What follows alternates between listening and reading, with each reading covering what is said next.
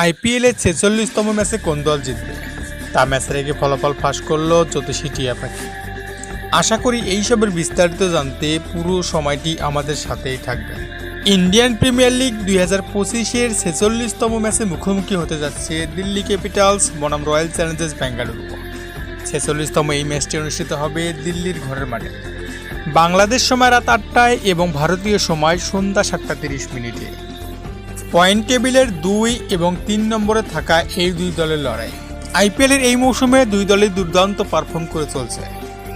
Delhi Capitals তারা তাদের ৭টি ম্যাচের মধ্যে ৫টিতে জয় এবং মাত্র ২টিতে পরাজয় গ্রহণ করে ১০ পয়েন্ট নিয়ে রয়েছে টেবিলের শীর্ষ দ্বিতীয় স্থানে।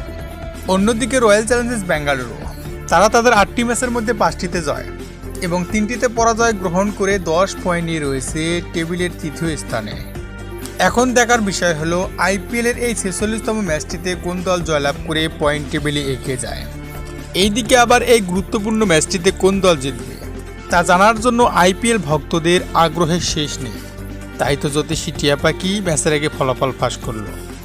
জ্যোতিষী টিয়া পাখির সামনে দিল্লি ক্যাপিটালস বনাম রয়্যাল চ্যালেঞ্জার্স বেঙ্গালুরুর পতাকা খামের মধ্যে রাখা হলে জ্যোতিষী টিয়া পাখি সেখান থেকে দিল্লি ক্যাপিটালসের পতাকাটি তুলে তার মালিককে দেয়। এখান থেকে অনেকেই ধারণা করছেন আইপিএলের এই ৪৬তম ম্যাচটিতে দিল্লি ক্যাপিটালস জয়লাভ করে শীর্ষস্থান বহাল রাখবে। এখন দেখার বিষয় হলো জ্যোতিষী টিয়া পাখির ভবিষ্যৎবাণী সত্য হয় কিনা। দর্শক, আপনাদের কাছে কী মনে হচ্ছে আইপিএলের এই ৪৬তম ম্যাচটিতে কোন দল জয়লাভ করে এগিয়ে যাবে তা অবশ্যই কমেন্ট বক্সে কমেন্ট করে জানাবেন। ধন্যবাদ।